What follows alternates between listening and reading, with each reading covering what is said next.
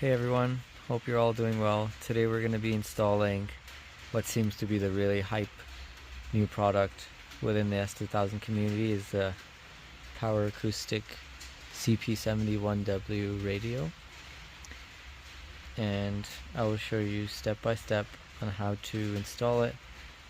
So to begin, actually let me show you the radio first. So here it is, what everyone's been talking about. Power Acoustik singled in, CarPlay as well, and Bluetooth obviously.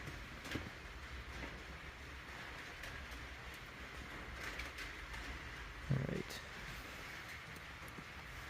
It's not available in Canada, so I'm super excited to try it out.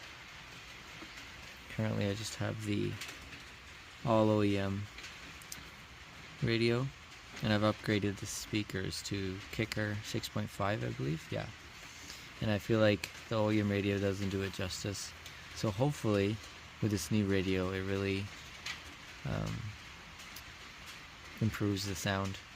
I know unless you go hardcore and have amps and everything, it's not really the same, but I don't want to go to that level of extreme sound. At the end of the day, it's not a Rolls Royce, right? Alright, so to begin, we remove the center console. It's got clips at the front, in the center, and towards the rear here.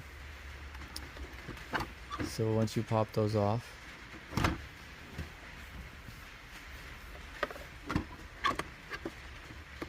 this should remove, but it's got wiring underneath, so let me unplug that first. Once you have the center console out of the way, these are the three plugs that came out of the hazard switch, the roof button, and the defrost.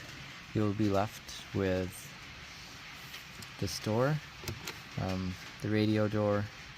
There's two methods. One is to insert like a flathead towards the side here and pop the whole bezel. Other way is to kind of pull on the radio door in equal motion, and it should pop out. So let me put my phone down and do that.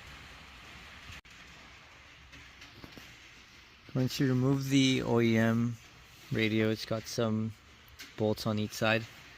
You'll find the harness towards the back. Excuse my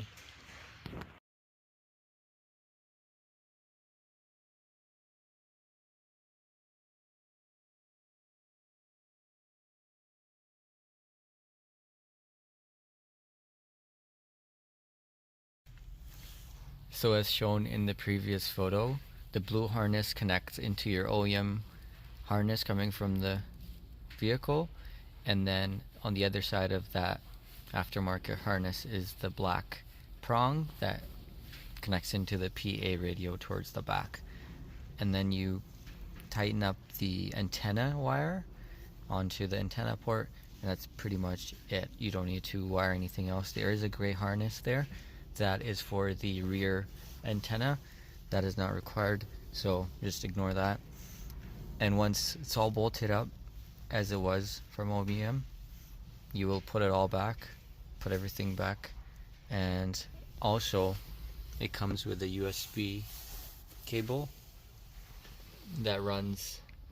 I ran it through the behind the radio onto the side, so I can plug in my phone and just use it as an external charging port if need be. So now we'll show you guys how it looks. Beauty of it is you wouldn't be able to tell there's a different head unit behind this radio door because it fits so nice.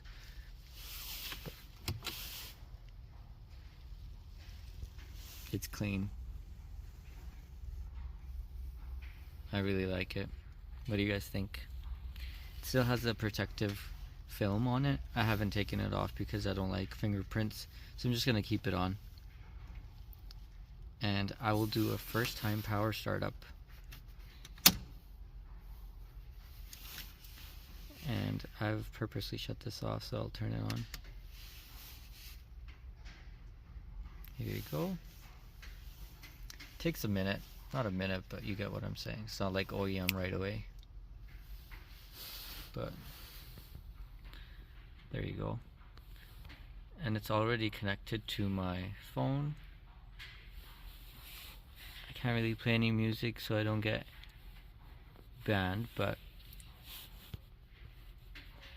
I'll run some of the things. So yeah, Bluetooth phone, Bluetooth music, front facing camera or the rear, you can plug it in as an external. Apple CarPlay, biggest thing here. However, I don't have an Apple phone. I really just bought this for Bluetooth connectivity and just the ease of the good sound. So that's kind of my main factors. Eventually, I'm sure that somebody will come out with the Android version or a software update, something like that. But till then, I'm not going to worry about it. Device list, that is my phone. Plugged in and connected right away, no issues. This is the volume control here. Goes up to 50 if need be. To mention, the side dash controls do not work with this particular harness. However, I didn't really ever use them before anyway, so it doesn't really matter for me.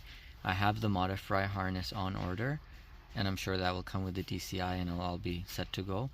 And this particular harness, the beauty of it is plug and play.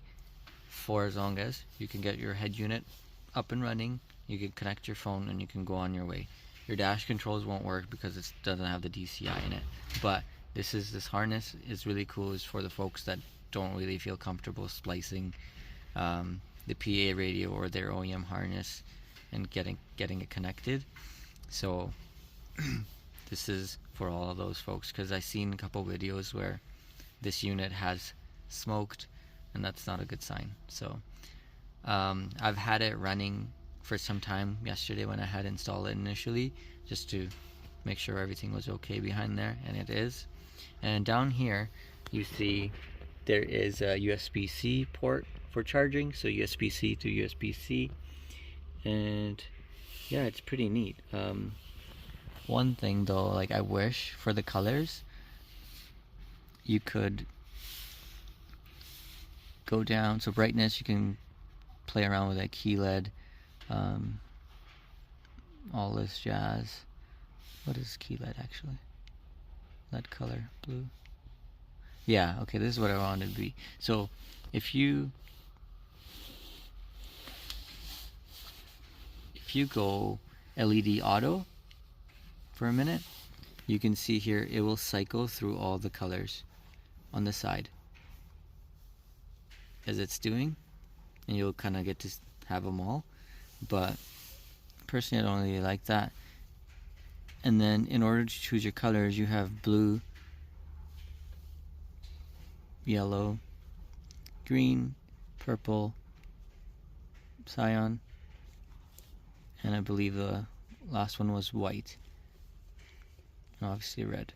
Other than that, there's no other colors. I wish there was orange to match my car and just to give that OEM look, because all S2000 OEM is kind of like orange Speedo, but oh well. I think I'll just go with the blue. I'm feeling the blue vibes. Alright, and then you can go into sound, turn on the beep if that helps you. I don't really need that. This is your equalizer. You could play around with it, do a custom setup. So custom, off, soft rock, pop, go through anything that you want. I'm just gonna leave it at custom, wherever it was.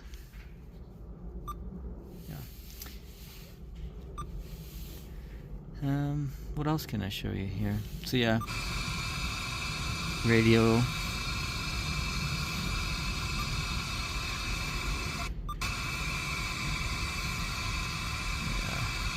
Anyway, I'm gonna get out of here.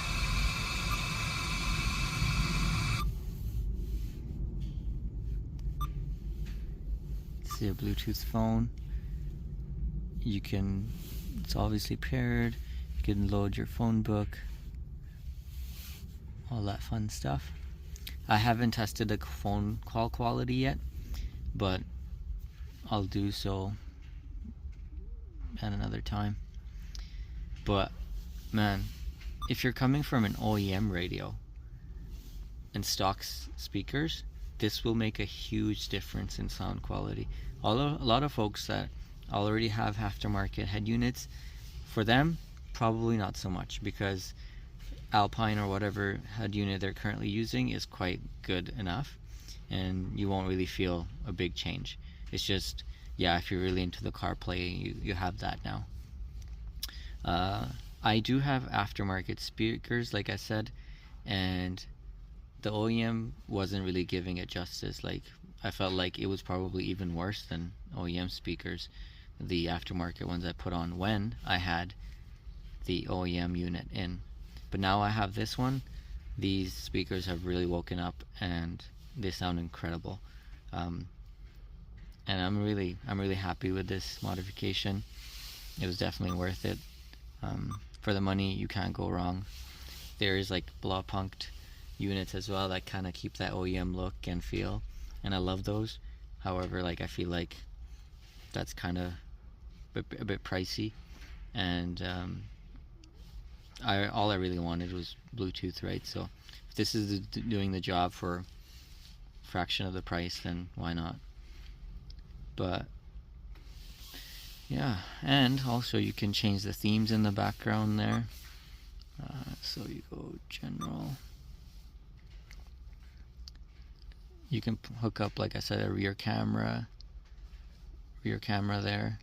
I would like to do that sometime.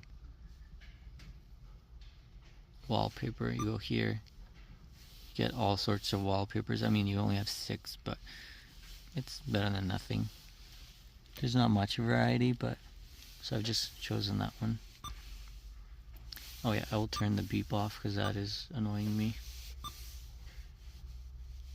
How do you go back? Oh yeah. Okay.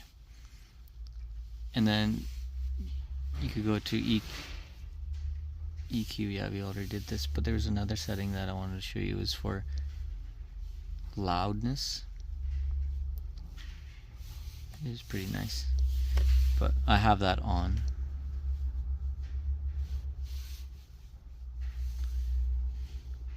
And then you can change your volume for each of the modes.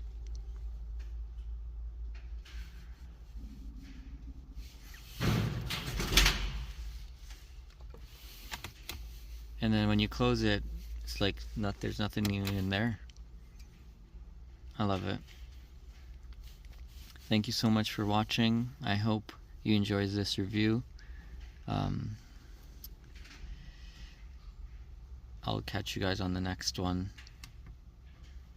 So yeah, one thing about how the side buttons don't mute and don't work actually right now, if you're in a pinch and you want to mute your music, you can just press the power button once and it automatically mutes it for you, and then you can click on here and it'll unmute, and then click once again and it's muted, just as a backup for now until you can get like the DCI working and everything. I really appreciate the simplicity of OEM and just, plug and play stuff. So that's what makes me excited about all of this, so I don't have to do any of the wiring. But yeah, I hope you guys like it, and let me know if you have any questions. Let me know your thoughts below in the comments, and I'll catch you on the next one.